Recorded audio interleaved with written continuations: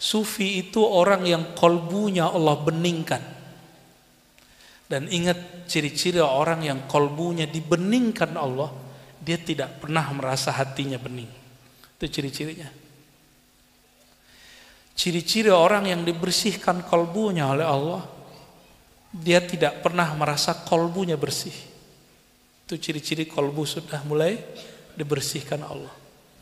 Ciri-ciri kolbu sudah ditawadukkan oleh Allah Subhanahu wa taala, dia tidak pernah merasa paling tawaduk. Justru dia merasa saya ini orang sombong, saya ini orang hina di hadapan Allah Subhanahu wa taala, ya. Jadi Imam Syazili, kakek guru dari imam ini, dan juga Imam Mursi, guru dari Ibnu Athaillah Skandari, nerjemahin sufi sederhana aja. Man safahullahu qalbah. Orang yang kolbunya Allah bersihkan. Ya.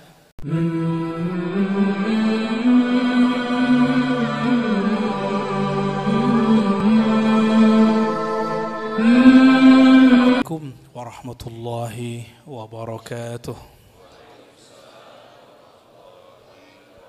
Alladzi ja'alana minal muslimin walhamdulillahi wassana'u lillahi alladzi ja'alana minal mu'minin thumma alhamdulillahi wassana'u wal minnah lillah alladzi ikhtarana wa ja'alana minal muhsinin. Asyhadu an la ilaha illallah, asyhadu anna Muhammadan abduhu wa rasuluh. Allahumma salli wa sallim mubarik ala sayyidina Muhammad. Allahumma salli wa sallim mubarik ala sayyidina Muhammad. Allahumma ya ahad salli ala Ahmad. Allahumma ya ahad salli ala Muhammad. Allahumma ya ahad salli ala al-mahdi khalifatika ya Allah ya ahad. Amma ba'du, ayuhal ikhwah, saudara-saudariku, dengan keterbatasan tempat, tapi sudah banyak yang request kapan lagi ngaji hikam. Terakhir di tempat Bang Dik setahun lalu ya, udah lebih, setahun setengah ya. Dan di tempat Bang Dik itu unik, mulainya jam 12. Jadi yang kuat cuma orang-orang yang tahan banting aja. Sampai jam 3 ya. Dan ajibnya kita berterima kasih kepada orang-orang yang menjaga secara zahir ataupun batin, tentunya milik Allah semua. Musim pandemi kita nggak pakai masker, alhamdulillah nggak ada pembubaran. Ya. Karena yang mau bubarin tidur. Yang mau bubarin tidur. Gimana mau bubarin? Ada yang ngintil-ngintil, yang ngintel-ngintelin. Alhamdulillah pas dia ngikut, ikut ngaji. Alhamdulillah ya. Karena memang mereka sedang mencari, ya seperti yang kita saksikan tahun ini, itu hasil studi beberapa tahun belakangan ini. Adanya kelompok-kelompok khilafah Islamiyah di Lampung, masih ingat gak? Ya, udah ditangani oleh yang berwajib. Dia buat negara dalam negara. Terus ada lagi barusan Panji Gumilang ya. Ya mestinya dipisahkan antara Zaitun dengan NII-nya Panji Gumilang. Dan ya lakukan seadil-adilnya, jangan sampai kemudian ada yang terzolimi ya. Lalu juga ada di daerah-daerah Sulawesi ya, ada kelompok juga macam-macam lagi bangun. Itu kelompok sebenarnya menurut saya sih masih bisa dibina ya. Satu kelompok namanya kelompok Toharoh, bersuci, mensucikan dirinya, dan betul bagus kajiannya. Cuma nggak tahu karena WA sampai ke majelis ulama, nggak tahu mungkin majelis ulamanya pakai intel bukan pakai silaturahim. Akhirnya keluarlah fatwa dan sempat rame di TV One ya. Nah, kita mau diperlakukan begitu juga. Buya Asfi siap debat nanti. Buya Aldomi siap debat nanti. Tapi Gak usahlah debat. Kalau bisa selesaikan silaturahim, silaturahim. Dan kita berharap guru-guru, kawan-kawan kita di majelis ulama justru memperkuat silaturahim itu bukan mencari-cari kesalahan, bukan hobi membuat fatwa-fatwa yang meresahkan. Ya. Fatwanya jangan menyenangkan sekelompok tapi meresahkan sekelompok. Kadang-kadang orang nggak tahu aliran itu gara-gara fatwa jadi orang tahu. Akhirnya malah orang jadi pengen ngikut gitu. Sebaiknya nggak usah. Ya. Kita juga belajar fatwa kok. Kita juga bisa memfatwain kok. Ya, dan kita dididik lama untuk berfatwa. Ya. Cuma saya tetap memandang diri saya bukan mufti. Ya. Kami lebih senang ngaji hadis, ngaji akidah dan tasawuf. Dan khusus untuk surau ini, surau ribat di BSD di Buaran ini kita akan fokus kajian tasawuf. Insya tentunya tasawuf ahlus sunnah wal jamaah. Kenapa? Tidak ada tasawuf di Syiah. Di Syiah namanya irfani. Ada kemiripan tapi beda. Ya, saya juga belajar tentang irfani dan saya menemukan beda. Tapi beberapa istilahnya sama dan beberapa teorinya mirip. Perbedaannya nanti pada bab thariqah. Jalannya itu beda. Pembahasannya sama. Bahkan orang yang dianggap menyimpang oleh Imam Ghazali seperti Ibnu Sina itu tetap kita baca kitabnya, tapi Imam Ghazali bilang ada beberapa penyimpangan di situ. Ya. Dan sungguhlah elok jika ulama justru tambah takut berfatwa, ya, wala taqafu ma laisa laka bihi ilmun. Ya. Janganlah kamu memfatwakan, membicarakan hal yang kamu tidak mengerti ilmunya. Ya. Dan kawan-kawan saya biasanya dituduh sesat itu salah satunya karena hadis-hadisnya palsu, sanadnya nggak ketemu. Itu bisa diperbaiki. Silakan dibina, silakan dibangun silaturahim. Nanti ketemu ya, insya Allah. Baik teman-teman, dan insya Allah kami menjamin walaupun kita bukan paling benar, tapi insya Allah kita berusaha mendekati kebenaran. Kitab Al-Hikam yang kita baca, kita ada silsilah sanadnya, ada ijazahnya. Ya. Dan kami walhamdulillah, mungkin kalau teman-teman ini dari kecil belajarnya fikih, akidah. Saya sebaliknya, dari kecil saya ngajinya tasawuf. Ya. Kalau untuk sama cukup mendengar, itu saya oleh ayah saya sudah dibawa sejak umur 9 tahun. Tapi mulai ngaji, mulazamah umur 13 tahun barengan dengan belajar thariqah. Sampai sekarang. Dan guru kami masih hidup, kalau kurang yakin sekarang silakan datang ke Payakumbuh. Itu masih ada Abuya Syekh Nu'man Bashir. Ya. Nu'man Bashir ini beliau murid dari ulama karismatik di zamannya yang namanya Syekh Allamah Al-Usuli Mukhtar. Ya. Beliau ahli usul, tidak pernah kuliah ke Arab, tapi kalau nulis kitab pakai bahasa Arab. Namanya Syekh Mukhtar. Thariqahnya Naqsyabandi, mazhabnya Syafi'i, akidahnya Asy'ariyah Ahlus Sunnah wal Jamaah. Dan semua guru saya begitu. Ya. Alhamdulillah semuanya Ahlus Sunnah. Jadi nggak usah khawatir. Cuma mungkin nanti ada orang yang ngaku-ngaku atau yang bergaya seakan-akan Ahlus Sunnah itu milik dia. Nanti sertifikasi Ahlus Sunnah lewat dia. Wah, loh siapa yang ngangkat? Emang Rasulullah angkat dia? Nggak ada urusannya. Ahlus Sunnah ini milik bersama, rumah besar bersama, milik kita bersama. Ya. Untuk ulama-ulama kita Ahlus Sunnah, untuk Sayyidina Nabi SAW, untuk Imam Nautullah Sekandari, dan untuk orang yang mewakafkan tanah ini dan siapapun yang berdonasi dan siapapun yang hadir malam ini, para guru-guru, para masyayikh. Al-Fatihah. A'udzubillahi minasyaitonir rajim. Bismillah.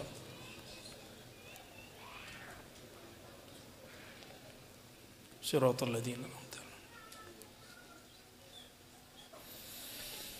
Kalau ada orang bertanya, hikam itu di bagian apa di dalam agama kita?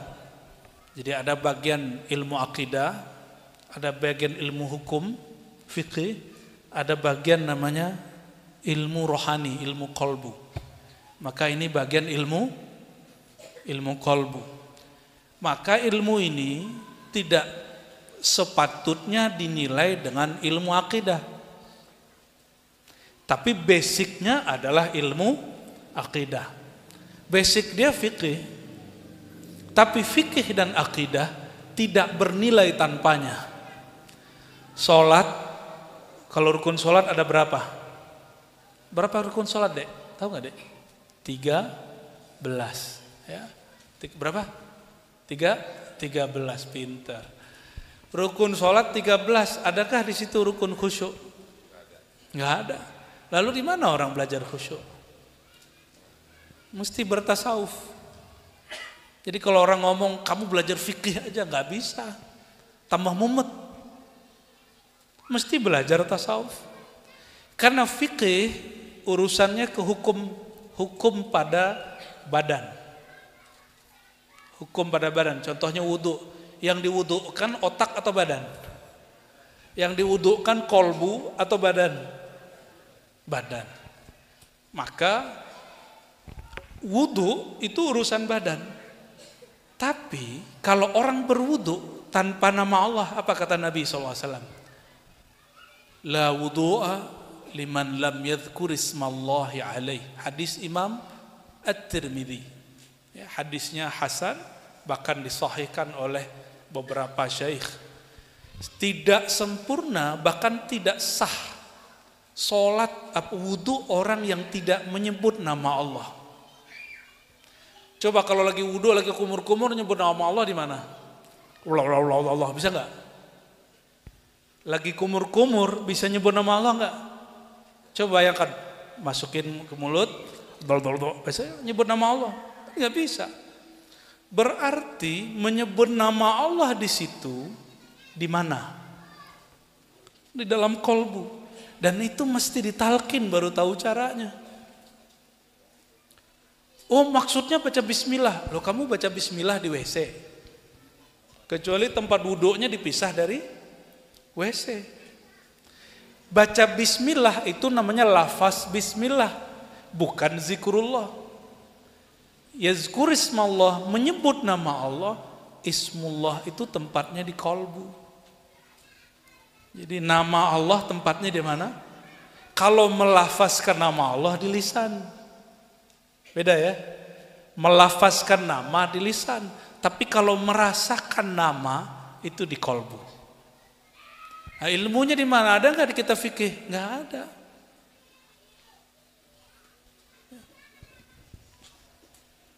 Ya dulu terjadi usaha ulama kita memisahkan ilmu supaya mudah. Di zaman Rasul kan nggak ada begitu. Sallallahu alaihi wasallam ya. Di zaman Rasulullah tuh nggak ada dibagi rukun wudu, nggak ada. Syarat wudu nggak ada. Itu pembagian ulama fikih supaya orang kalau belajar wudu itu fokus. Namun sebagian mereka memisahkan ilmu fikih dari ilmu rohani yang kemudian disebut ilmu tasawuf. Mungkin ada yang bertanya, emang ada tasawuf di zaman baginda Rasulullah SAW? Gimana jawabnya? Jawabannya sama. Emang ada ilmu hadis di zaman Rasulullah sallallahu alaihi wasallam?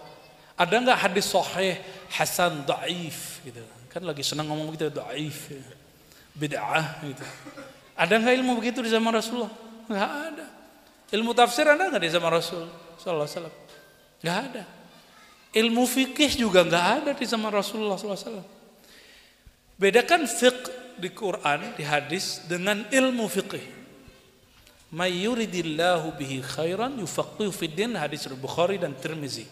Siapa yang Allah kehendaki kebaikan, keberkahan, kebahagiaan baginya, Allah kehendaki dia mudah faham agama. Yufaqih, Allah faqihkan dia dalam agama.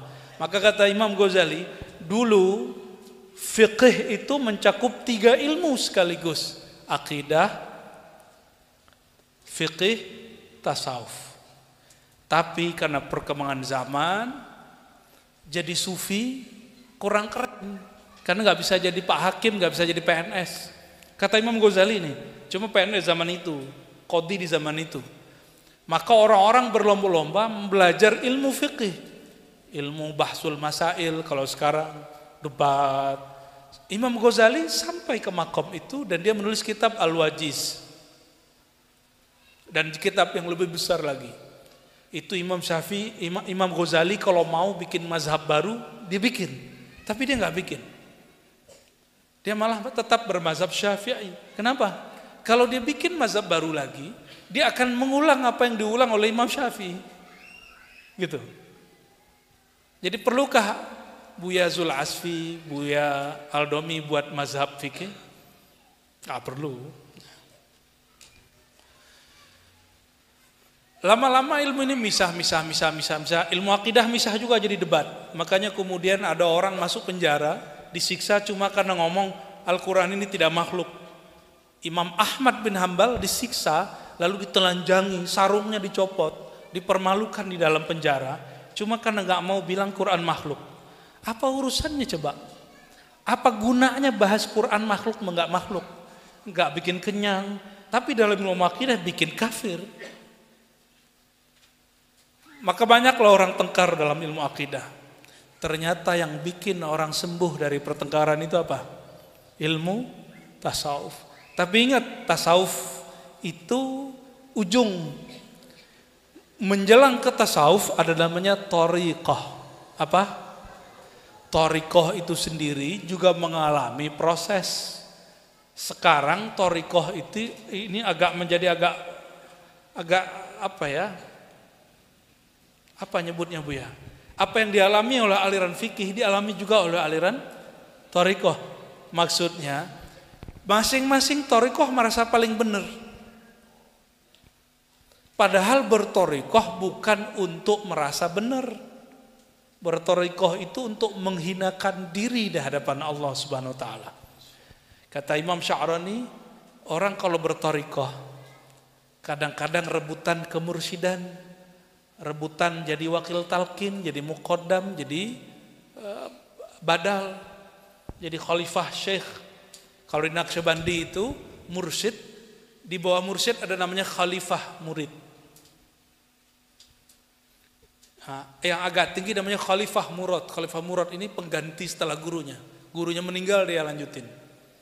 Tapi di perkembangannya sudah diizinkan punya murid di zaman hidup gurunya, khalifah murad ini. Ya. Sebagian masyayikh begitu. Kalau di Syazili lain lagi, di Tijani lain lagi, ya. Lama-lama thariqah. Tujuan berthariqah itu seperti kalau mau ke sini banyak jalan enggak? Bang Dik tadi lewat mana Bang Dik? Tol. Bukan tol ol kan? Ada lewat Muncul, ada yang lewat BSD. Itu kan jalan. Ya. Coba lihat, itu jalan Pak RW mana Pak RW? Pak RW itu jalan sekali 6 bulan dibenerin nggak? Bener ya? Sekali 6 bulan dibenerin. Bahkan ada jalan baru, ada jalan yang diperluas. Coba antum bayangin, itu baru jalan ke rumah kita. Per 6 bulan di aspal, dibenerin. Bahkan ada yang diperlebar. Masa ada orang berthariqah cara lama dipaksain ke zaman sekarang? Stres nanti muridnya. Thariqah itu artinya metode. Metode ini boleh berkembang, boleh berkurang, boleh dimajukan, boleh dihilangkan, boleh diganti. Yang gak boleh diganti itu tasawuf. Apa yang gak boleh diganti? Tasawuf. Karena tasawuf hukum Islam dalam fikih, lalu bab keimanan di dalam bab akidah itu gak bisa diubah. Tasawuf itu bab qad aflahal mu'minun alladzina hum fi salatihim khasyi'un. Beruntung orang beriman yang sholat, yang mereka di dalam sholatnya khusyuk. Sholat itu fikih, khusyuk itu tasawuf. Coba antum gak belajar tasawuf, apalagi menganggap tasawuf bagian dari ajaran Yahudi atau ajaran Kristiani. Terus kapan khusyuknya? Jadi kalau ngelihat orang bertasawuf sibuk aja, ini mau dibid'ahin. Dan hari ini cari bid'ahin gampang, komentar di kolom YouTube atau komentar di WA, di IG, bener nggak? Dan lucunya banyak orang bertorikoh hari ini atau bermanhaj apapun, perangnya perang video. Tapi bocorannya video kita masuk Bang Dik. Ada yang menarik, jadi banyak orang cerita tasawuf itu sumbernya apa? Ada yang mengatakan dari sufah. Sufah itu emperan, dulu sahabat itu dulu nongkrongnya di sufah. Mereka kalau malam-malam nggak pulang, di mana nongkrongnya? Pojok masjid, sufah namanya. Makanya Pak pengurus masjid kalau punya masjid jangan dikunci. Biarin anak-anak muda tidur di situ, daripada tidur di pos. Padahal bukan petugas. Kalau di pos, kalau dia ngelem kan kita nggak tahu, ya, dia minum toa kan kita nggak tahu, ya, kita nggak ngerti. Tapi memang ada orang berani ngelem di masjid di surau, nggak ada. Nah, dulu surau-surau, masjid-masjid bebas orang tinggal. Nah, kami pun nanti memikirkan itu, tapi khusus pada hari suluk. Pada hari-hari suluk, jadi ada hari khalwat, itu orang tidurnya di surau. Tidurnya di surau. Syukur-syukur nanti ada pesantrennya nanti ya. Sekarang kita mikirin ada suraunya aja dulu. Ngajinya tetap ngaji kitab yang di pesantren, cuma santrinya masih santri kalong begini ya. Ngalong sekali sebulan. Semoga nanti bisa ngalong sekali seminggu. Insya Allah ya. Tapi Imam Asy-Syadzili dan Abul Abbas Al-Mursi, apa kata mereka? Gak usah pakai ilmu aneh-aneh menjelaskan apa arti tasawuf. Sufi tasawuf itu man safahullah. Kata beliau dalam kitab Lataiful Minan. Sufi itu orang yang kolbunya Allah beningkan. Dan ingat ciri-ciri orang yang kolbunya dibeningkan Allah, dia tidak pernah merasa hatinya bening. Itu ciri-cirinya. Ciri-ciri orang yang dibersihkan kolbunya oleh Allah, dia tidak pernah merasa kolbunya bersih. Itu ciri-ciri kolbu sudah mulai dibersihkan Allah. Ciri-ciri kolbu sudah ditawadukkan oleh Allah Subhanahu wa taala, dia tidak pernah merasa paling tawaduk. Justru dia merasa saya ini orang sombong, saya ini orang hina di hadapan Allah Subhanahu wa taala ya. Jadi Imam Syadzili, kakek guru dari imam ini, dan juga Imam Mursi, guru dari Ibnu Athaillah Skandari, nerjemahin sufi sederhana aja. Man safahullahu qalbah. Orang yang kolbunya Allah bersihkan. Ya. Maka kita masuk insya Allah kepada beberapa hikmah ya. Kita masuk ke hikmah pertama. Jadi di mana-mana saya ngaji hikam, tapi akan beda tempat, beda syarahnya ya. Dan saya membawa kitab Imam Ibnu Abbad ya. Imam Ibnu Abbad ini lahirnya 733 Hijriah. Sekarang 14 kan baru Muharram kita 1445. Imam Ibnu Abbad pensyarah kitab ini, pengurai kitab ini, termasuk orang yang pertama mengurai kitab ini. Kapan lahirnya? 733. 733 musuh yang nulis kitab ini baru meninggal 3 tahun atau 2 tahun sebelumnya. Ibnu Taimiyah wafat 728. 728 ke 33 berapa? 34. Oh 5, oh salah. Matematikanya lagi error berarti. Berarti 5 tahun sebelum beliau lahir, wafat penentang imam ini. Namanya Syekh Ibnu Taimiyah. Maka jangan heran, genealogi silsilahnya, nasab pikirannya orang yang anti tasawuf pasti kepada Ibnu Taimiyah. Tapi Ibnu Taimiyah sebelum wafatnya nulis tasawuf versi dia. Artinya dia tidak menolak tasawuf, dia cuma membenci bid'ah di dalam tarekat. Apa buktinya? Buya Zulhasfi ini paling sering baca kitab Ibnu Taimiyah. Majmu' Rasail sudah dicetak, dikumpulkan dari manuskrip, tadinya berserakan, ada jilid 9, 10, 11. Itu isinya tentang tasawuf dan suluk. Jadi Ibnu Taimiyah ngomong tentang tasawuf. Dan antum jangan kaget, dia dekat dengan dua imam dalam pemahaman walaupun tidak masa.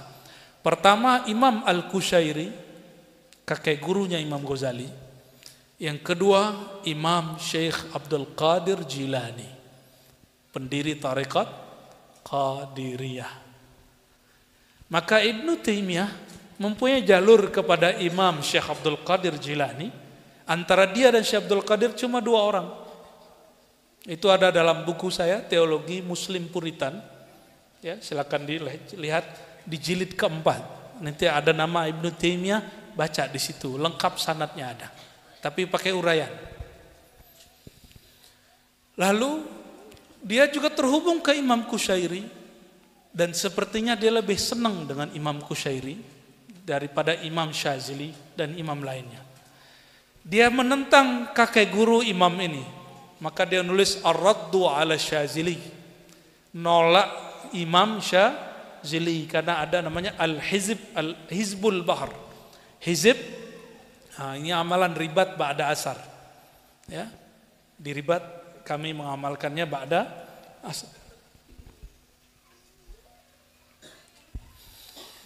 Jadi jangan heran teman-teman semua, sahabat-sahabatku, kalau ada orang anti tasawuf. Emang ada imamnya. Lalu kalau Ibnu Taimiyah tidak malu menyebut istilah tasawuf dan kemudian mengatakan ini tasawuf yang benar, yang itu yang salah. Tapi sekarang mereka malu menyebut istilah tasawuf dan menggantinya dengan istilah tazkiyatun nafs. Ya, tazkiyatun nafs. Terus gimana? Ya kita ikut berbahagia. Yang penting tasawuf nggak akan pernah dibuang. Nggak apa-apa. Ya. Lain dengan Syekh Abdul Hasan An-Nadawi, seorang muhaddis dan mu'arrikh dari India, tapi ahli bahasa Arab. Beliau menyebutnya fiqhul batin. Apa sebutan tasawuf? Jadi kalau belajar mazhab Syafi'i disebut fiqhuz zahir, fikih badan yang zahir. Sedangkan tasawuf disebut fikih qalbu, ruh yang batin. Ini Imam Abdul Hasan An-Nadawi. Tapi kalau saya Al-Faqir, Ar-Razi Hashim, ya, saya berpikir apa? Kalau bukan kita yang akan menyemarakkan kembali nama tasawuf, terus siapa lagi? Apa Bang Dik mau? Ada orang datang ke saya, kiai ngomong begini, dan bukan 1-2 kiai. Apa kata ke si kiai? Ar-Razi, apa kamu tidak takut ditentang kelompok Wahabi kalau pakai istilah tasawuf? Kalau kamu mengajar kitab hikam, kamu mengajar Ihya Ulumuddin Ghazali, kamu talqin zikir, kamu bertorikot, kamu nggak takut nanti dibenci salafi? Kira-kira jawaban yang bagusnya gimana? Gimana, bagus? Ada usulan? Saya jawab waktu itu spontan. Pak Kiai, sejak kapan kita ini berdakwah mencari ridho makhluk-makhluk Allah? Sejak kapan kita berdakwah mengajar ilmu-ilmu Allah, ilmu Rasulullah, ilmu para aulia Allah, lalu untuk mencari ridho Wahabi? Emang kalau saya ngajar Sahih Bukhari Wahabi terima? Enggak juga. Kita buka kajian Sahih Muslim di MRBJ Bintaro, enggak hadir Wahabi. Sahih Muslim lah Pak, enggak hadir. Saya buka kajian Madarijus Salikin Ibnu Qayyim di beberapa tempat, enggak ada mereka hadir. Enggak ridho juga. Terus gimana? Udahlah Kiai, saya bilang ngomong gitu. Kalau emang Kiai takut, biarlah saya yang berani. Ya. Kalau emang kiai nggak berani, saya minta keberanian kepada Allah Subhanahu wa taala. Tapi yang pasti saya ngajar tasawuf bukan untuk melawan Wahabi. Kajian tasawuf nggak ada urusannya benci Wahabi, justru kita tambah sayang dengan Wahabi. Karena jangankan Wahabi, orang kafir aja kita sayang. Sayang supaya dia dapat nur iman. Ya, kalau Wahabi ya kita sayang sebagai orang yang sama-sama bersyahadat. Apalagi orang yang sudah bertasawuf, beda thariqah, gak ada masalah. Oh mursyid meninggal, terus ada yang milih mursyid, gak apa-apa, biarin aja, yang penting masih ikut zikir. Repot amat. Oh si anu ngaku mursyid, padahal dia belum diangkat. Nah itu kan katamu, belum tentu kata dia. Ya, biarin aja, yang penting orang tetap mau zikir, biarin. Ini yang disebut oleh Imam Sya'rani dulu. Hati-hati, thariqah itu nanti ada syaitonnya. Syaitonnya itu sukanya apa? Bikin orang berebut dan hasad masalah posisi. Posisi mursyid, pengganti mursyid. Posisi ustad, pengganti ustad. Nah, hati-hati.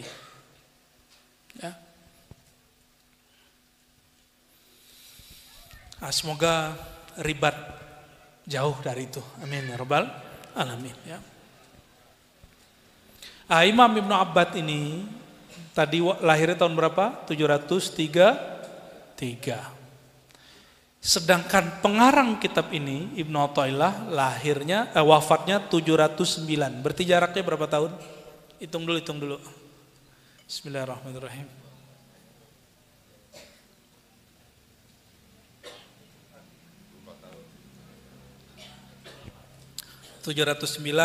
Pengarang hikam, pengurai hikam atau bahasa Arabnya pensyarah, pertama kali lahirnya 733. Berarti berapa tahun? 24. Oke.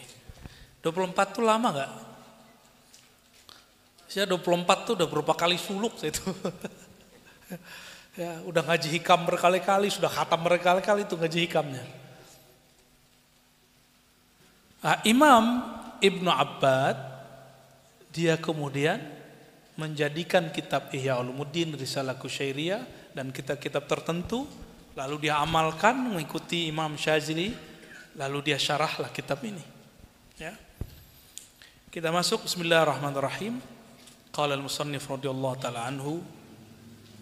Siapa yang baca? Buya Yunal.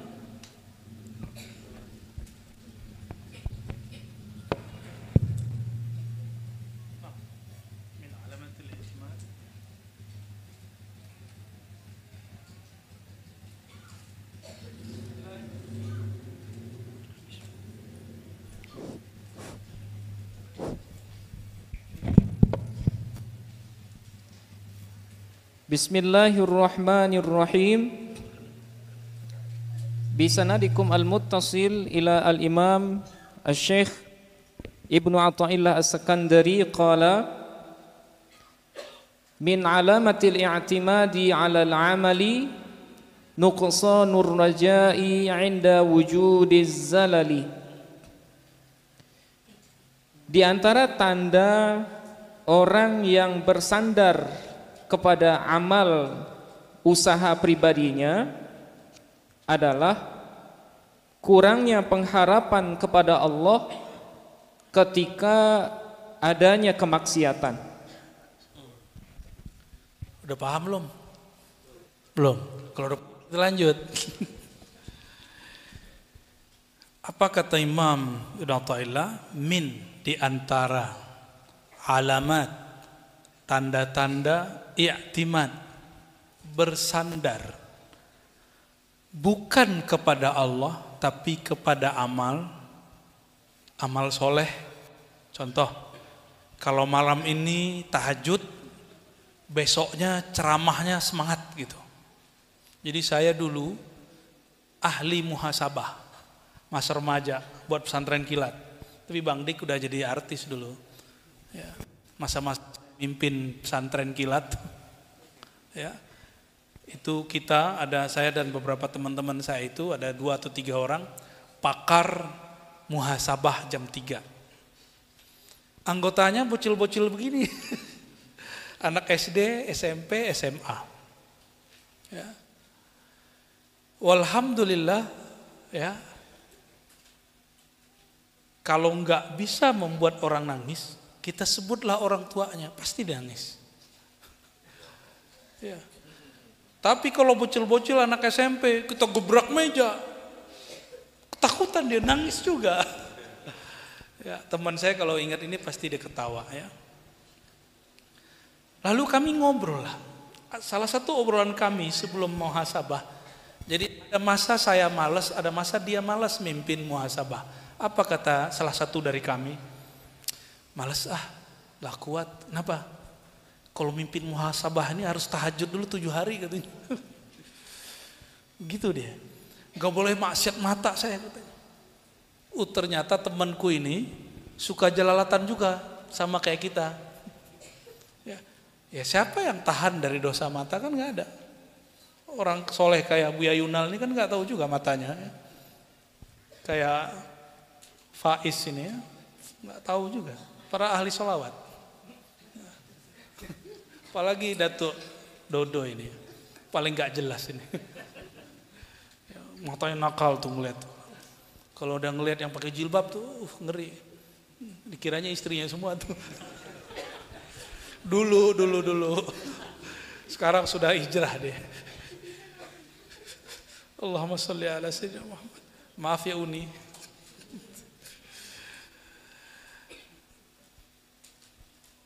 Jadi kami kalau mau mimpin muhasabah mesti bergantung kepada tabungan amal beberapa hari yang lalu. Berarti saya kurang yakin kepada Allah kalau saya nggak sholat gitu. Secara awam benar ya. Secara awam benar, tapi secara ilmu hakikat, ilmu tasawuf, Anda ada masalah. Gitu. Apa kata Imam Notailah? Min alamatil i'timad. Ciri-ciri orang kolbunya nggak bergantung kepada Allah, nggak terikat dengan rahmatnya Allah, tapi ikat dengan tas amal. Apa ciri-cirinya? Ya, nuqsanur raja, rasa percaya diri dia kurang, rasa harap dia kurang. Kalau inda wujudiz zalal, kalau ada zalal itu bisa jadi amalnya berkurang, bisa jadi terjebak maksiat. Bang Dik, kalau taat Tuhannya siapa? Allah. Kalau maksiat Tuhannya tetap Allah enggak? Tetap Allah. Jadi pemaksiat itu Tuhannya siapa? Tetap Allah. Orang yang taat siapa Tuhan dia? Kecuali orang yang maksiat dia ria, Tuhannya orang yang dia mau minta pujiannya. Atau pemaksiat yang dia menuhankan nafsunya. Itu lain cerita. Nah, maksud beliau, ciri-ciri kamu belum yakin bertuhan. Nah, ini bahasa ringkasnya. Ciri-ciri kamu belum yakin bertuhan, apa ciri-cirinya?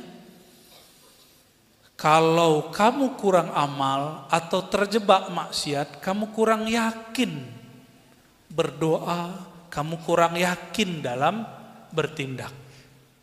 Nih, hati-hati. Ya.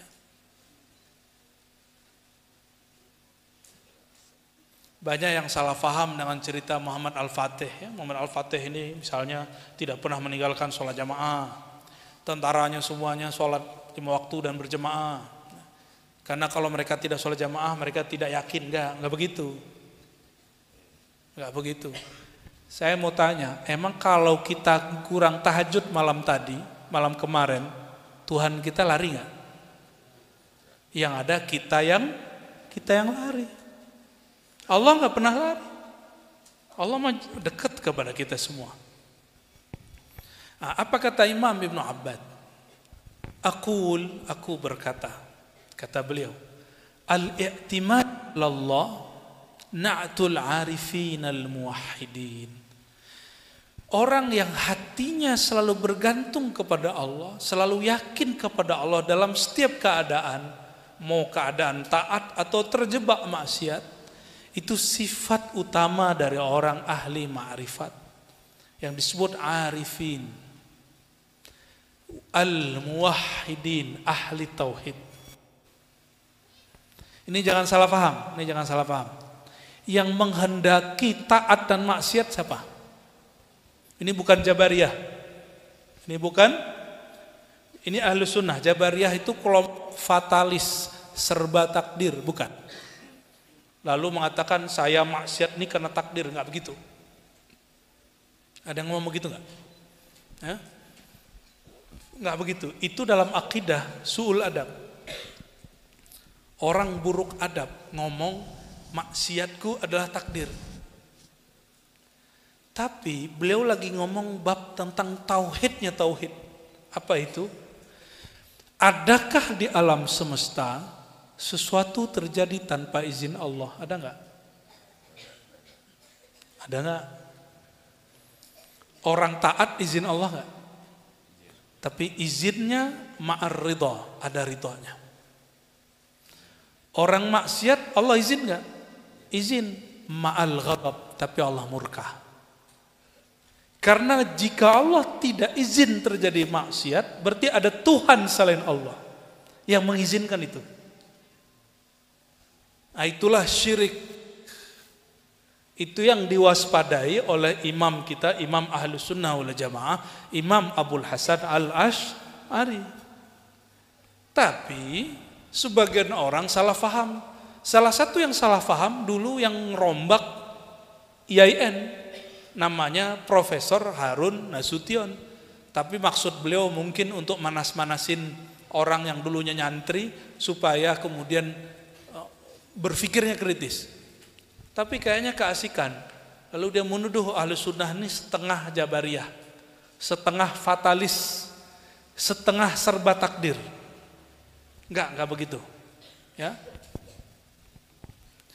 Ahlu sunnah mengajarkan ya, la ilaha tiada Tuhan penggerak alam semesta, kita duduk di sini, kita datang ke sini kecuali dengan izin Allah SWT. Orang duduk sekarang di dimanapun itu semua izin Allah. Namun ada yang diridhoi, ada yang tidak diridhoi. Kita nggak boleh sok-sokan terus ngomong, wah pengajian kita diridhoi Allah nih, enggak. Kita cukup mengatakan kita bermohon semoga majelis ini diridhoi Allah Subhanahu wa taala. Ya. Nanti kalau lewat ada orang lagi main gaplek, jangan ngomong itu majelis dimurkai Allah, enggak ya. Siapa tahu dia lagi gaplek terus baca nama Allah kan? Allahu Akbar. Nah, siapa tahu. Husnuzon ya.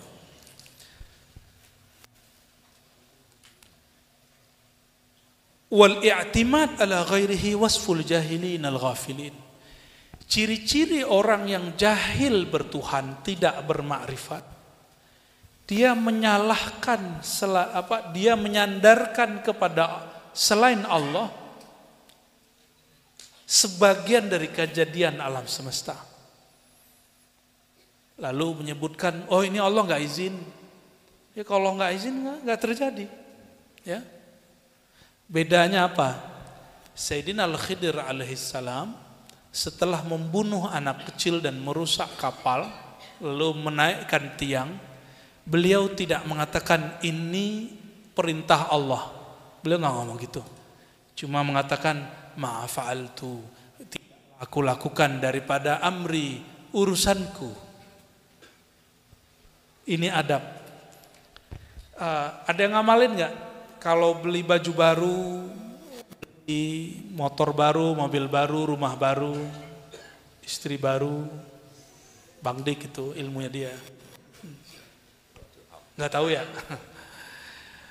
Itu kita pegang ujungnya lalu kita doa, Allahumma inni as'aluka khairahu wa khairama jabalta alaih. Atau Allahumma inni as'aluka khairahu wa kharafi wa khairama jabalta alaih. Ya Allah, aku mohon kebaikannya, kebaikan di dalamnya, dan kebaikan yang engkau tempelkan kepadanya. Coba perhatikan doa berikutnya. Allahumma inni a'udzubika min syarrihi wa min syarri ma fihi. Nggak ada kalimat wa min syarri ma jabalta fi alaih. Nggak ada kalimat. Ya Allah, lindungi aku dari keburukannya dan keburukan yang terdapat padanya. Tidak disebutkan dari keburukan yang kau ciptakan padanya, nggak ada. Karena itu bab adab. Siapa yang mengajarkan? Sayyidina Nabi sallallahu alaihi wasallam, baginda Rasulullah sallallahu alaihi wasallam. Maka orang bermakrifat, dia dapat satu adab namanya al-adab al-Muhammadiyah. Apa nama adabnya? Bukan Muhammadiyah ya. Adab Sayyidina Nabi sallallahu alaihi wasallam. Adab Nabi Muhammad sallallahu alaihi wasallam. Apa adab Nabi Muhammad? Dia tahu semua baik buruk dari Allah, tapi tidak pernah menzahirkan kata buruk kepada Allah Subhanahu wa ta'ala. Kenapa? Buruk itu penilaian kita, baik itu penilaian kita. Ini mohon maaf, Bang Dik, bentak orang pakai takbir boleh nggak? Mana nih mic-nya nih? Ya, Bu. Boleh nggak bentak orang pakai takbir? Sebaiknya enggak. Yang tegas dong, kayaknya kurang yakin. Enggak. Tapi kalau saya nih punya pilihan, beda dengan Bang Dik, terus ngomong, Allah Akbar, kamu pilih siapa? Allah.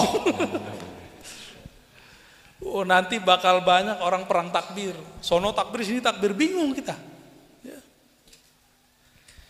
Dia kira dengan bertakbir politik dia jadi Islami.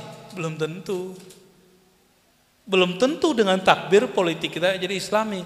Dulu Ibnu Muljam dan Khawarij, mereka membunuh darah yang haram dibunuh, itu pakai takbir. Mereka bunuh pakai apa? Pakai takbir. Emang jadi benar? Kelompok apa? Khawarij. Kelompok yang keluar dari imam yang sah, lalu dia ingin membunuh imam yang sah dan siapapun yang menyepakati imam yang sah itu. Dulu yang dibunuh adalah Sayyidina Ali karramallahu wajhah. Ya. Bayangkan orang sebaik Sayyidina Ali dibunuh. Gimana Bang Dik ya? Jangan takut Bang Dik. Insya Allah Indonesia masih aman ya. Insya Allah kita doakan negara ini. Nikmat bernegara ini nikmat yang mahal. Antum coba bayangkan, ini saya kan nggak nyoblos presiden sekarang dan presiden sebelumnya juga nggak saya coblos. Itu kalau presiden dicaci dihina, kalau di Indonesia jika tidak melapor, yang menghina dia tidak akan ditersangkakan. Tapi kalau di jiran, di Saudi aja kan pada senang ke Saudi kan, coba kritik gak usah sebut nama, Allahumma ahlik ya, az-zalimin minal umara, ya Allah hancurkan orang-orang yang zalim di antara pemimpin-pemimpin kami. Itu turun mimbar langsung askar borgol dia. Di Indonesia gimana? Ya udah nikmati aja lah begini, ya. Nikmati aja begini nih. Ya. Saya menikmati sekali, ya. Sangat menikmati sekali. Karena kita kecengin juga nggak diapa-apain. Alhamdulillah. Coba Bang Dik dicekin sekali, dihina sekali, pasti balas. Benar nggak? Dia dihina nggak balas Bang Dik. Jangan-jangan lebih terhina Bang Dik.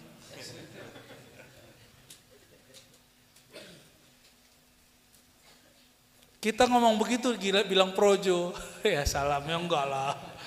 Dulu dibilang probo, ya pro kepada enggak. Saya itu kalau sudah diangkat seorang pemimpin dalam akidah Ahlussunnah wajib taat. Kecuali fi maksiatillah, dalam maksiat kan saya nggak nyoblos mereka berdua, ya. Yang saya coblos siapa? Yang sekarang jadi menteri.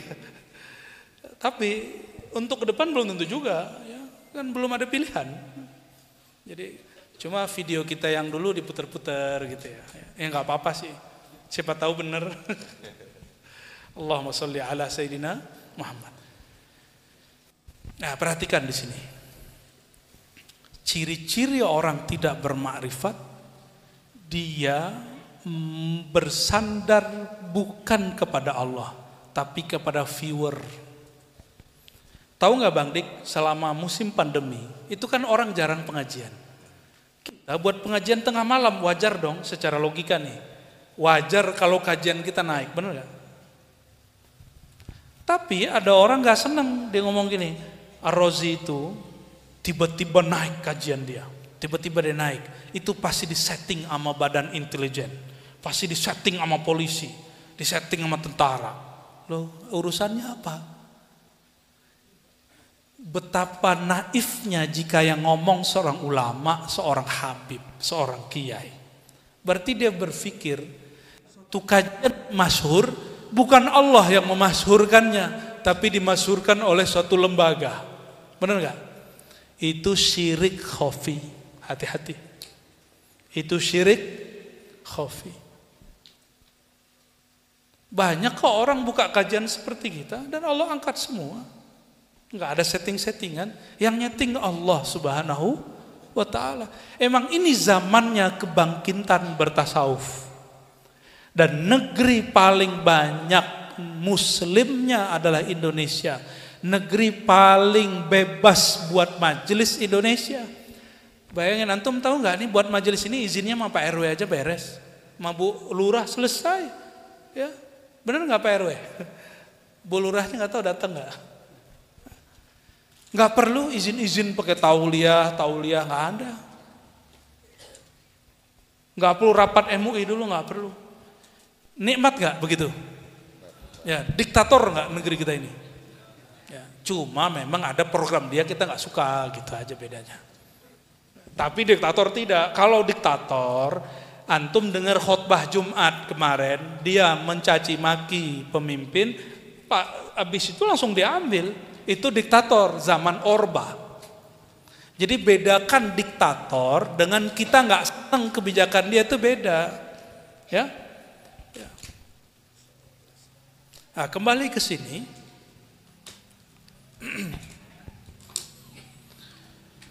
Beliau kemudian membagi beberapa tingkatan orang-orang yang beramal, berbuat baik taat ataupun terjebak maksiat.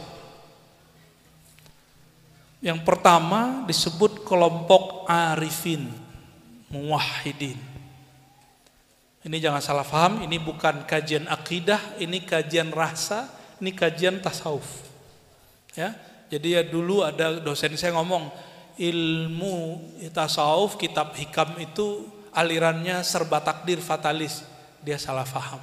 Ini bukan ilmu akidah. Ya, Jabariyah istilah akidah. Kelompok pertama, nah semoga kita sampai ke kelompok ini. Disebut kelompok apa? Arifin. Orang ahli ma'rifat. Orang yang kenal hakikat segala kejadian. Kalau kita kaji, orang taat siapa yang ngizinin dia? Tapi Allah orang maksiat siapa yang ngizinin dia? Allah. Tapi Allah murka. Sudah mulai paham? Nah, ini bab akidahnya. Bab tasawufnya. Ahli makrifat melihat apapun itu yang dia lihat cuma satu. La fa'ila illallah. Tiada yang berbuat kecuali Allah. Dalam pandangan ahli makrifat, semua kejadian itu baik. Betapa banyak orang yang maksiat. Ternyata maksiat itu awal dia hijrah. Dan tidak sedikit orang yang takbir, yang sholat, yang kemudian tahajud, dan bahkan hijrah. Tapi itu awal dia menghina orang lain. Awal dia menodai kolbunya dengan kesombongan. Awal dia menghina orang yang beda faham. Awal dia tengkar dengan tetangganya, dengan saudaranya.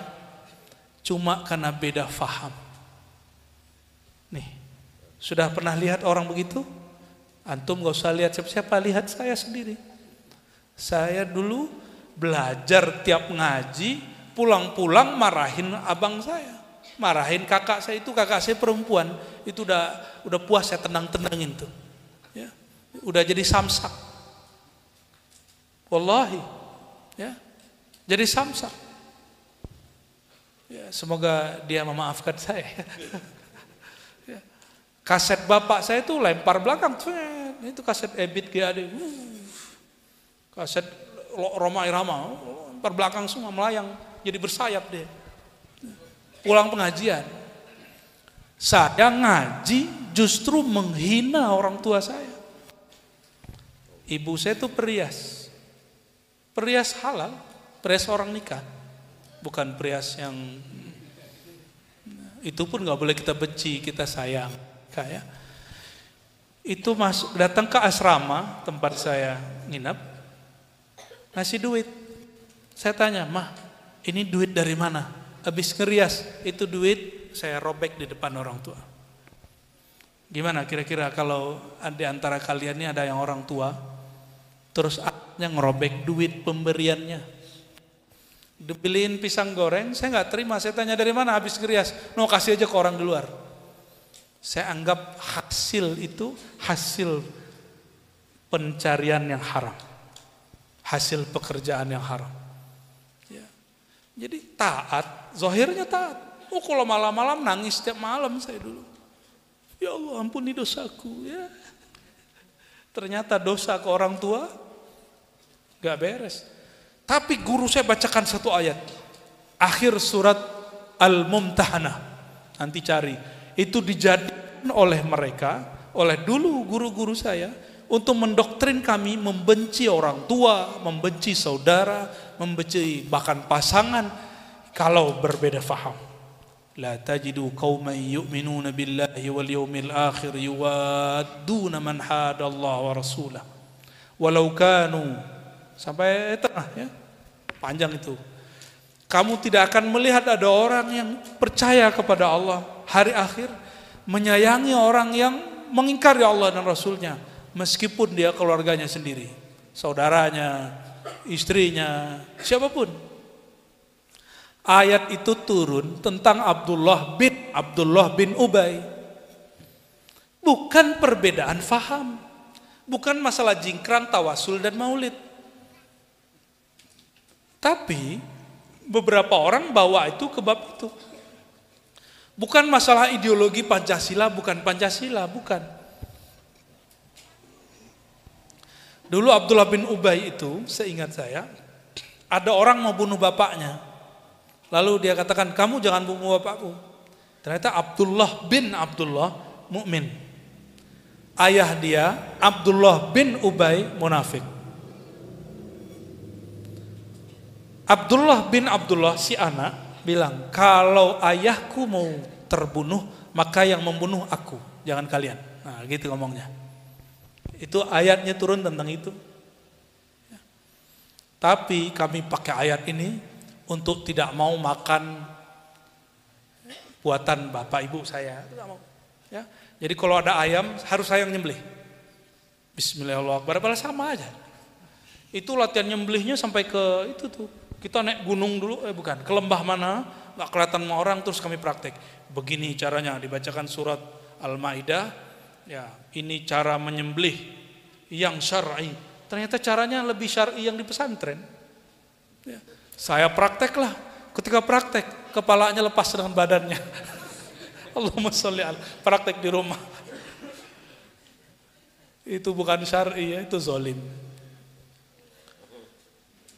Tambah faham, tambah taat, tapi tambah benci dengan yang beda faham. Nih, perhatiin. Jika itu terjadi pada sahabat kita hari ini, sabar-sabar sama dia, doain aja. Itu gak bisa didebat. Karena bagi dia adalah kata Allah, dia adalah kata Rasul. Guru dia adalah kata Allah, guru dia adalah kata Rasul. Manhaj dia adalah manhaj Allah dan Rasulnya. Akidah dia, akidah semua para nabi. Jadi gak akan bisa didebat. doain aja. Wa'arid anil jahilin, udah berpaling dari orang-orang begitu, nggak usah diajak debat. Ya, pengalaman kalau debat bukan tambah, ya, menyelesaikan masalah. Kita boleh debat kalau kita dizolimi. Misalnya akan ada fatwa yang tidak pas, baru boleh debat. Itu fardu kifayah. Ingat-ingat nih Buya ya. Ini para Buya, para asatis ini, kita boleh debat kalau kita mau dizolimi pakai fatwa. Baru kita debat. Tapi kalau belum ada arah-arah ke fatwa, kita nggak usah debat. Karena gunanya juga nggak ada. Cuma gagah-gagahan. Ya. Bayangkan, ilmu itu bagus nggak? Tambah ilmu, suka debat. Debat itu bagus nggak? Berarti belum tentu orang taat itu dia benar-benar taat. Sebagaimana ada orang maksiat di hari ini, malam ini belum sholat, dia mungkin malam ini masih judi, masih minum toa, masih melakukan hal-hal yang gak senonoh, tapi di batin dia sebenarnya ada kegelisahan. Dia gelisah lagi cari yang enak. Ternyata cari enak-enakan, bukan cari ketenangan. Nah itu bedanya. Dan orang begini, dalam pengalaman kami ngajar, paling cepat tersentuh dengan ilmu tasawuf. Paling cepat tersentuh dengan ilmu tasawuf. Contohnya Fudail bin Iyad, maksiat apa aja dibuat, perkosa orang dibuat, ya, rampok orang dibuat. Fudail bin Iyad. Fudail bin Iyad dari perampok, penjahat, ternyata jadi wali Allah, wali kutub. Bisa dibayangkan. Karena dia tersentuh oleh sedikit saja, itu bab rohani. Ya. Lalu kenapa para arifin ini mereka selalu memandang Allah Ta'ala? Karena mereka sudah membiasakan zikir La ilaha illallah dengan pemahaman La fa'ila illallah, ya. Nah, kita rehat dulu, Bang Dik.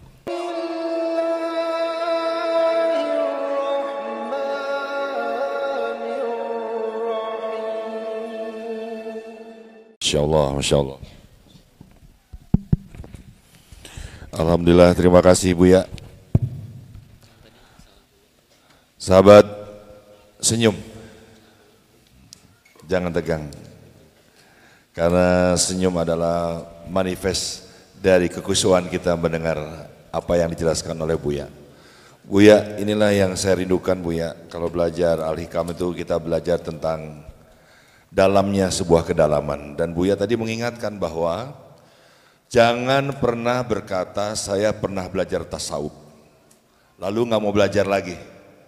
Padahal setiap guru yang kita pelajari ilmu tasawufnya itu kita belajar pengalaman dari guru kita itu. Dan Buya tadi mengatakan belum tentu juga tentang pengalaman saya, tapi mood saya hari ini apa gitu. Dan ini luar biasa Buya, tadi kita belajar tentang sufi, tentang hati yang dibeningkan. Sufi dalam kenyataannya adalah orang yang mampu melihat realitas kenyataan hidup atas nama cinta. Dia dihina, dia balas dengan doa, bukan dengan amarah yang murka melahirkan dendam. Tadi Buya juga mengatakan tentang orang yang memukul sambil membaca Allahu Akbar gitu ya Buya.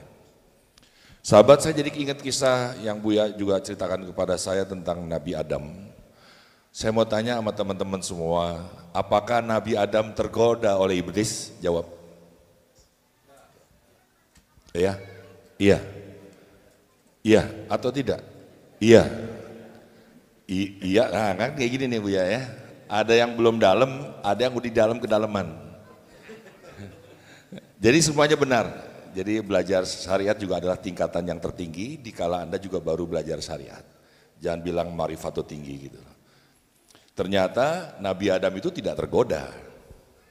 Sama sekali tidak tergoda, dijanjikan surga yang kekal, tidak mau. Disuruh awet muda juga tidak tergoda, tapi ketika iblis itu ditanya sama Adam, Kamu siapa? Saya Allah. Baru Adam nurut. Saya takutnya kejadian di sekitar kita ini ada panggilan ini kata Allah, lalu engkau menonjok sahabatmu sendiri. Ternyata itu bukan kata Allah, bisikan dari setan. Jadi inilah ilmu marifat, ilmu yang lebih tinggi dan lebih tinggi lagi memperdalam kedalaman di mana Allah bersinggah sana, memiliki ridho.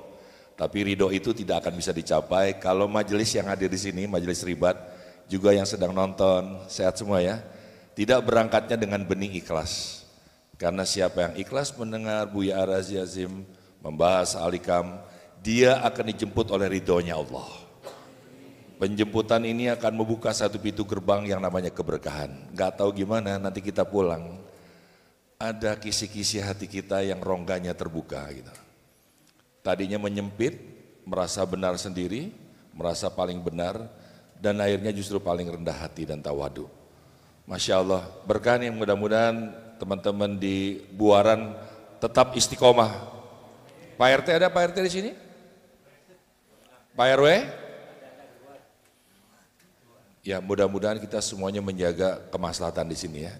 Yang paling penting, apakah ini nanti kita pulang diberkahi oleh Allah Subhanahu wa taala? Gampang ikronya.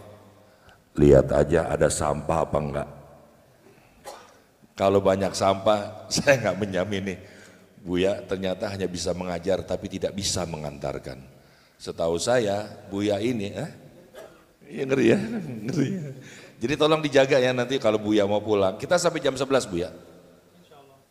Ini mau tanya jawab atau gimana Bu ya? Baik, yang ingin bertanya, nggak ada, ya udah cukup, udah tutup.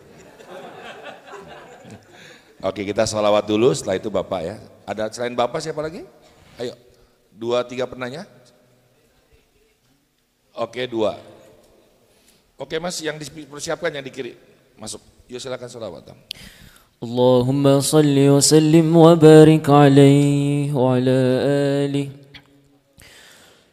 سألت الله بارينا يبلغنا أمانينا سألت الله بارينا يبلغنا أمانينا ويذهب مننا الأكدر بجاه المصطفى المختار ويذهب مننا الأكدر بجاه المصطفى المختار بجاه المصطفى المختار سألت الله بارينا يبلغنا أمانينا سألت الله بارينا يبلغنا أمانينا ويذهب مننا الأكدر بجاه المصطفى المختار ويذهب مننا الأكدر بجاه المصطفى المختار بجاه المصطفى المختار ويحيينا على التقوى بلا محنة ولا بلوى ويحيينا على التقوى بلا محنة ولا بلوى نشاهد حسن من نهوى بجاه المصطفى المختار بجاه المصطفى المختار سألت الله بارينا يبلغنا أمانينا سألت الله بارينا يبلغنا أمانينا ويذهب مننا الأكدر بجاه المصطفى المختار ويذهب مننا الأكدار بجاه المصطفى المختار بجاه المصطفى المختار نشاهد حسن من نهوى وتدنو مننا علوى نشاهد حسن من نهوى وتدنو مننا علوى ويذهب مننا الأكدار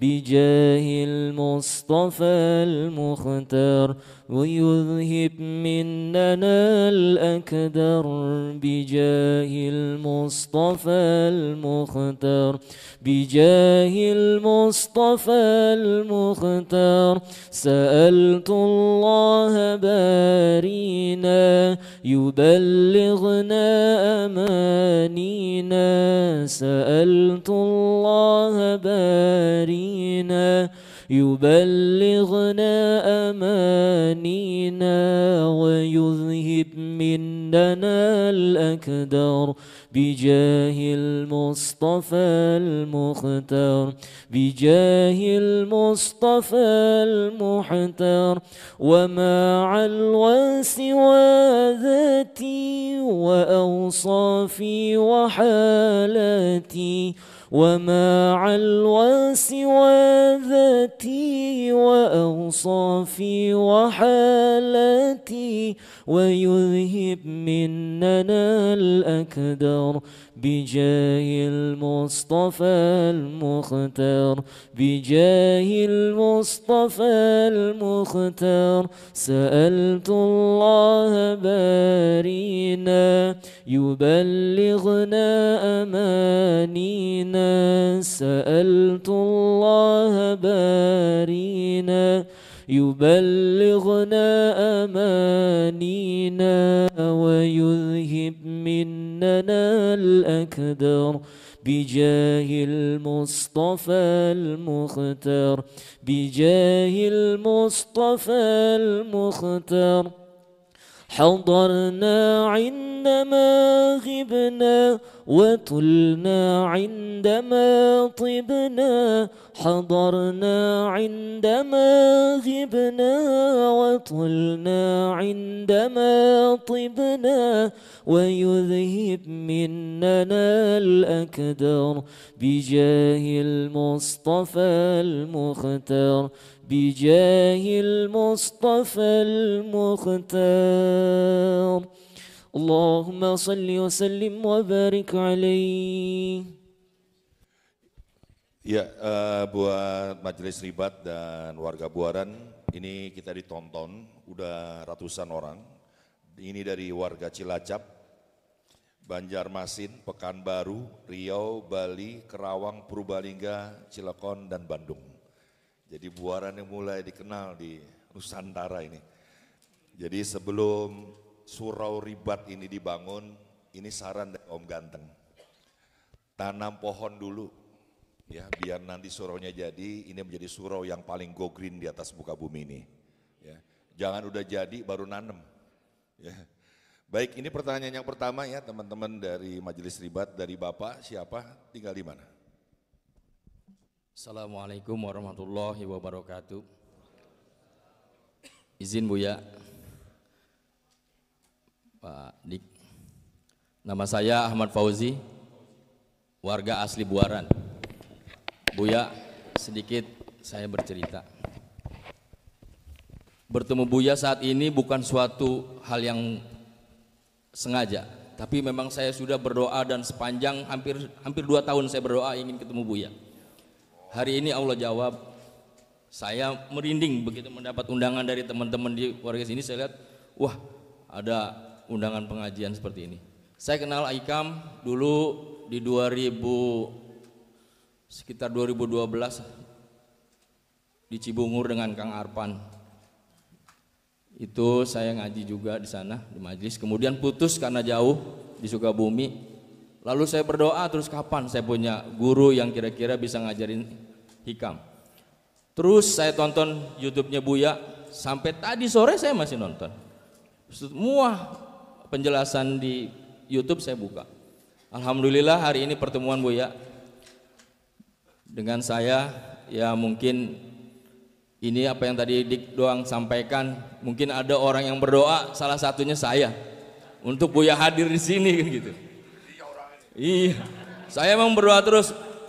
Mudah-mudahan walaupun pernah Buya ke sini tapi saya nggak sempet. Tapi ini adalah suatu keriduan saya kepada Buya. Alhamdulillah Allah pertemukan. Pertanyaan saya tadi terkait dengan apa yang disampaikan bahwa memang pernah terbersit juga. Saya sih suka dawam. Ratibul Haddad saya hampir setiap hari saya baca. Kemudian Kanjul Ares juga saya baca. Namun kalau saya nggak baca, saya gelisah. Apakah ini bagian daripada penjelasan yang tadi Buya jelaskan bersandar dengan amal, kan begitu. Demikian Buya, mohon dimaafkan apabila ada salah dari saya yang sampaikan. Assalamualaikum warahmatullahi wabarakatuh. Waalaikumsalam warahmatullahi wabarakatuh. Ini mumpung ingat nih, mari kita angkat kedua tangan kita bermunajat buat yang mewakafkan surau ini. Mudah-mudahan beliau kelak mendapatkan surga yang terbaik di hadapan Allah. Astaghfirullahaladzim, astaghfirullahaladzim, asyhadu an la ilaha illallah, asyhadu anna Muhammadar Rasulullah. Al-Fatihah.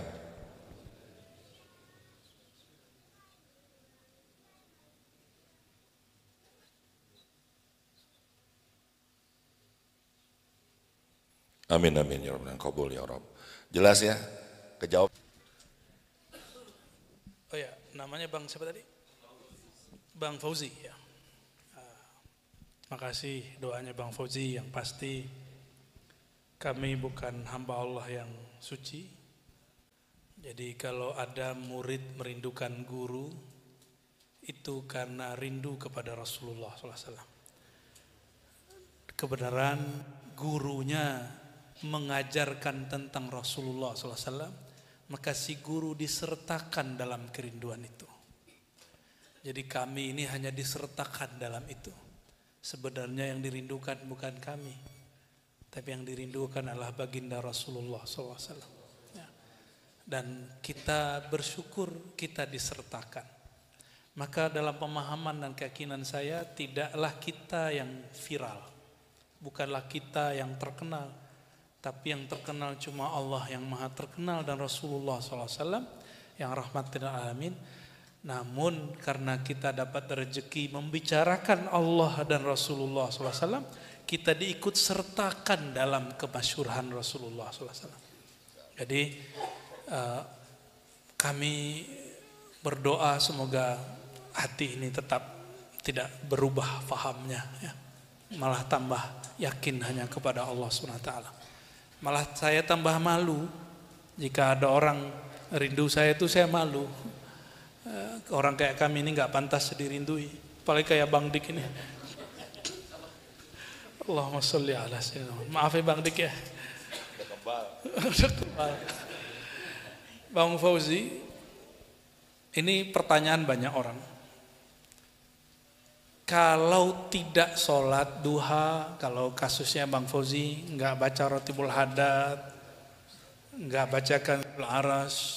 Kanzul Aras itu zikir Sayyidina Ali radhiyallahu wajha. Kayaknya perasaan gelisah gitu. Ya.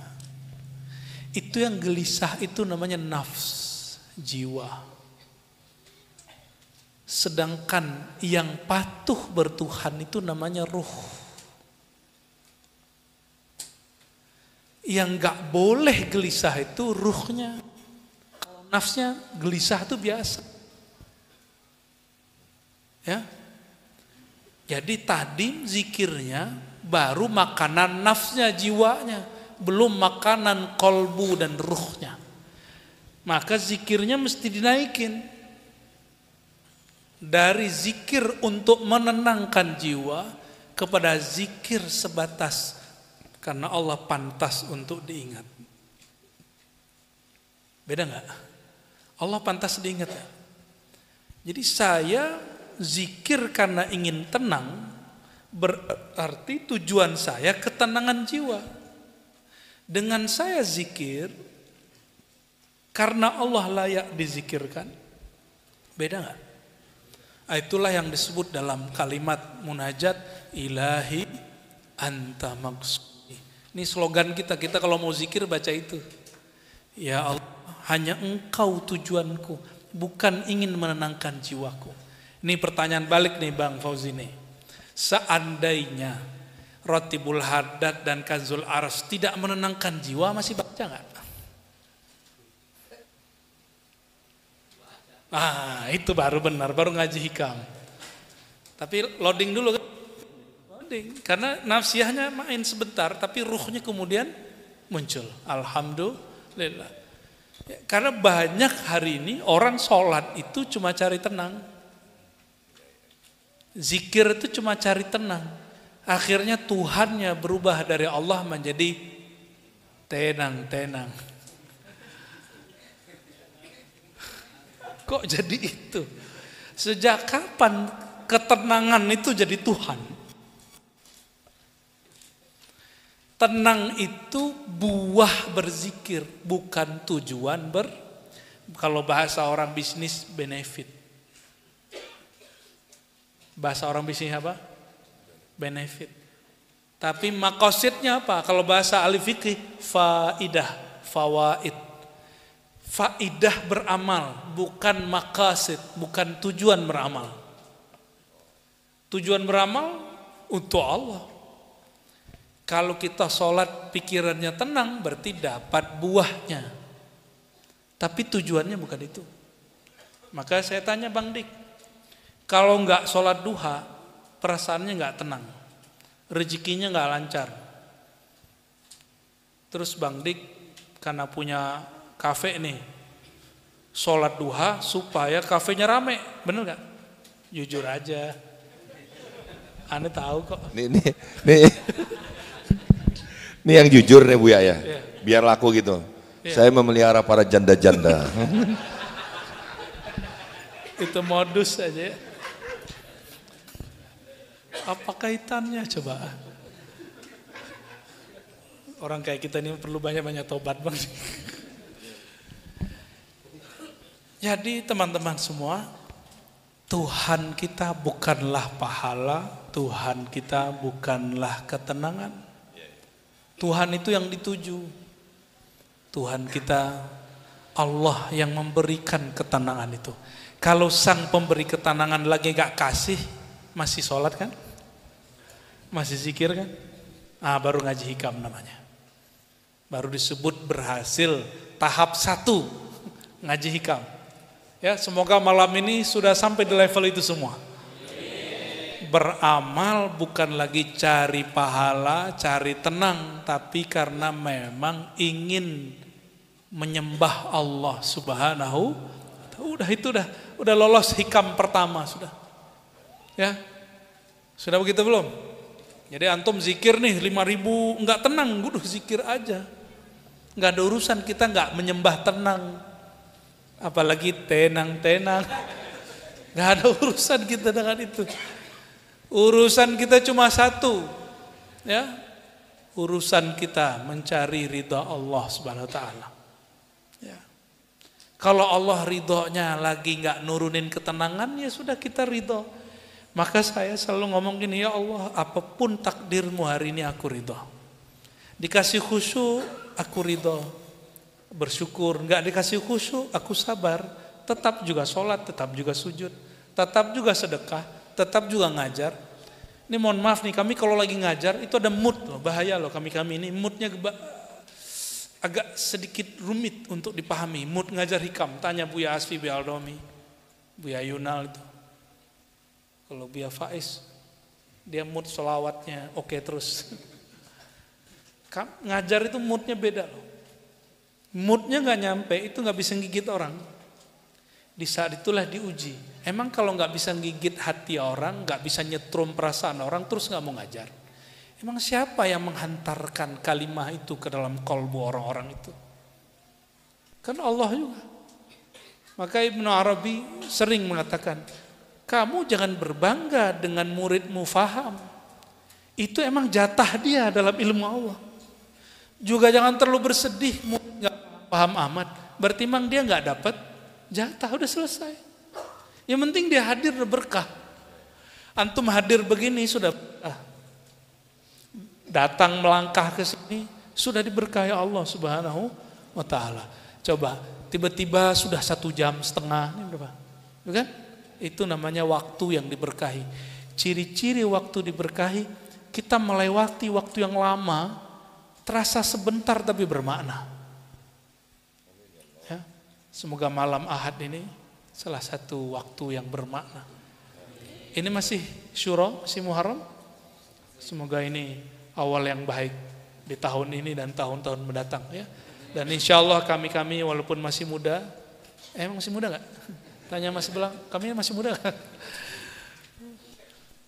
Insya Allah akan berusaha istiqomah mengajar, ngaji, berzikir di sini ya. Nanti kita akan buat talqin 2 kali seminggu di surau. Nanti penanggung jawabnya Buya Dr. Aldomi. Yang nalkin gak mesti beliau, gak mesti saya, tapi nanti ada yang tanggung jawab ya. Karena mesti ilmu ini mesti ditalkinkan zikirnya ya.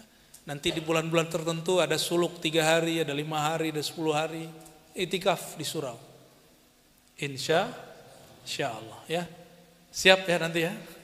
Insya Allah doain aja. Saya nggak minta antum berdonasi, siapin aja. Karena doa orang yang ngaji mustajab. Doa orang yang ngaji langsung nyampe di sisi Allah yang maha ilmu, yang maha berilmu. Ya. Baik. Ya, kita ingatkan lagi kita sampai jam 11 ya, dan saya juga adalah orang yang susah khusyuk di dalam sholat. Hampir saya sholat tidak pernah khusyuk. Ya. Dan saya baca fadilahnya ternyata harus tahu bacaannya, artinya, seolah-olah besok mau mati dan lain-lain gitu. Ribet banget mau khusyuk aja. Saya tanya sama Buya Razi, saya pengen khusyuk gimana caranya? Simple, kata beliau, hadirkan rasa malumu. Semudah itu ternyata saya ingat maksiat saya, perjinan saya, dosa-dosa saya. Nyampailah saya keseriusan, itu baru pun keseriusan saya dalam ibadah. Jadi sahabat semua, marilah kita hadirkan rasa malu kita di hadapan Allah. Karena malu itu bagian daripada iman. Jadi yang di sini jangan ada yang pernah meninggi, ya, karena sejatinya kita bersujud merendahkan hati serendah-rendahnya di hadapan yang maha tinggi. Kalau masih ada yang merendahkan kita, serahkanlah kepada yang maha tinggi. Minta tolong Bang Dik, di akhir minta ajakan jamaah untuk turut mensukseskan pembangunan surau rumah ya. Jadi udah sedekah belum, yang sini belum ya kayaknya ya tadi ya. Itu anak muter ke sini, ke sono, saya udah nyiapin nih. Ya. Ini tadi nih, jangan lupa infak terbaiknya yang di YouTube juga ada nomor donasinya itu ya.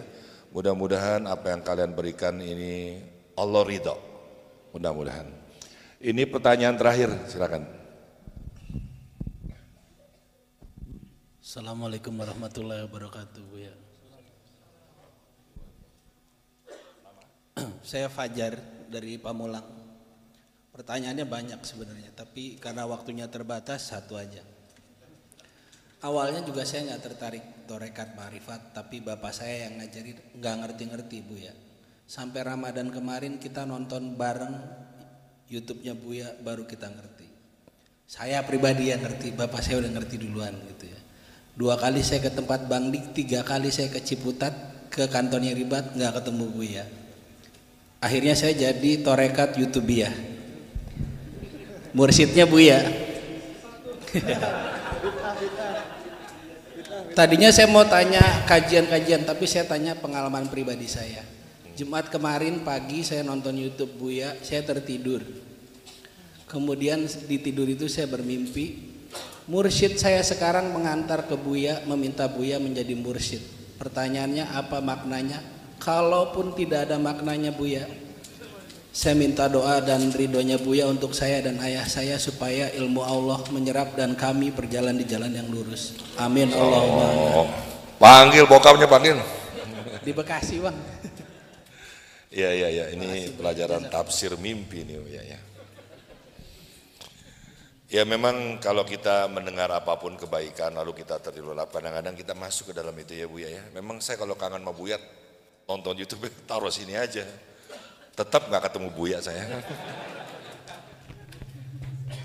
Allahumma sholli ala Muhammad. Ya, Bang Fajar dan Ayahanda ya. Kami punya adab. Adab kami adalah kalau ada seorang murid sudah punya mursyid, cukup bersama mursyidnya. Cukup talqin dengan mursyid yang sudah ada, dimanapun tempatnya. Tugas kami babul ilm, bab keilmuannya. Apa yang ditalkinkan guru itu, nanti metodologinya, keilmuannya, nanti insya Allah kami jelaskan. Dalil-dalilnya, ada orang bid'ahin nanti cara jawabnya gitu. Paling begitu ya. Jadi bagi-bagi tugas. Sehingga para mursyid gak usah khawatir. Walaupun ada banyak orang ngaji sama kita, tapi saya tidak langsung terima talqin. Apalagi baiat. Sampai sekarang baiat itu paling sulit kita terima. Yang masih saya terima ngaji, talqin pun ada proses-proses ya. Tapi yang paling pasti kami terima ngaji, mau siapapun orangnya ya.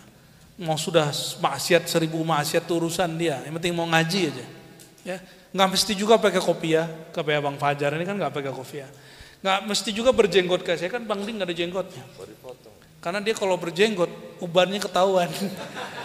Para janda langsung mundur. Satu sama Bang Dik. Apa makna mimpi ketemu seorang guru? Nah, ini tidak hanya kasusnya pada saya, misalnya dihantarkan guru mursyid kepada mursyid yang lain. Itu bukan berarti kita meninggalkan mursyid yang lama, tapi itu maknanya kamu jangan hanya ngaji kepadaku, tapi juga ngaji kepada mursyid yang lain. Dan saya sering sampaikan teman-teman, guru boleh banyak, mu'alim boleh banyak, mursyid cukup satu. Kecuali udah selesai satu mursyid, pindah mursyid berikut. Dan itu metode saya. Jadi selesai satu mursyid, saya minta izin, pindah ke mursyid yang minta izin, begitu terus. Ya. Minta izin ke yang pertama selalu. Ke pertama saya kasih tahu, saya mohon izin, pindah begitu. Sampai kemudian kita mengenal macam-macam thariqah di alam semesta ini ya. Nah, jadi itu insya Allah maknanya selalu ngaji aja di sini, Bang Fajar, insya Allah ya, dekatnya dari ya, jauhan saya kali, ya, jauhan kita. Ya. Dan satu hal yang bikin saya senang teman-teman, ngaji hikam itu saya nggak ada capeknya. Aslinya ini badan capek, karena belum istirahat, baru turun langsung jalan lagi. Tapi kalau sudah baca hikam, itu kayak kolbu kita kayak kena cas, itu kuat lagi. Alhamdulillahirabbil. Nggak tahu Bang Dik ngantuk Bang Dik? Oh enggak lah. Bang kopi aja. Ya. Oh nggak dikasih kopi ya. Terakhir tentang penjelasan ini, beliau menjelaskan tentang kalau tadi arifin. Selain arifin, dia cuma bagi satu kelompok aja. Arifin, yang kedua jahilin, orang yang tidak bermakrifat. Bahasa kasarnya jahil. Orang yang tidak bermakrifat ini, kalau mereka berbuat, maka mereka menganggap perbuatannya, kalau baik, perbuatan yang baik. Mereka menganggap perbuatan itu adalah ciptaan mereka sendiri. Disinilah munculnya orang ingin dihargai jasanya. Di thariqah masih terjadi loh. Ya. Itulah yang membuat kenapa di banyak masjid pengurus-pengurus lama sering ngomong, kalau bukan karena saya, benar nggak? Kenapa? Karena dia melihat dia bisa mengurus masjid itu perbuatannya, bukan anugerah Allah Subhanahu wa taala. Kalau orang-orang ahli makrifat, Jika dia taat dianggap anugerah, jika dia terjebak maksiat dianggap ujian. Sedangkan ini, kelompok ini yang jahilun ini, jika dia taat dianggap Allah wajib memberi saya apresiasi, makhluk wajib hargai saya. Jika mereka maksiat, di situ mereka putus asa. Rasa harapnya hilang. Jadi pedenya hilang. Apakah kita orang yang seperti masa lalu Bang Fauzi tadi? Kalau nggak baca Kanzul Aras, nggak baca Ratibul Hadad, itu gelisah. Kalau ngajar ceramah nggak pede. Gitu. Berarti kita selama ini berkeyakinan pemahaman ini adalah olahan jiwa karena hebat berzikir lalu mampu menggetarkan hati orang. Padahal yang menggetarkan hati pendengar itu siapa? Allah SWT. Ini ujian muallim. Misalnya seorang guru ini bisa bikin orang nangis, bisa bikin orang ketawa. Kan ada kiai bisa bikin orang ketawa, benar nggak? Tapi nggak bisa bikin orang nangis. Ada kiai bisa bikin orang nangis, nggak bisa bikin orang ketawa. Aneh nggak tahu nih yang mana nih, karena bukan kiai soalnya. Yang kiai dia ada banyak bini soalnya. Allahumma sholli ala sayyidina.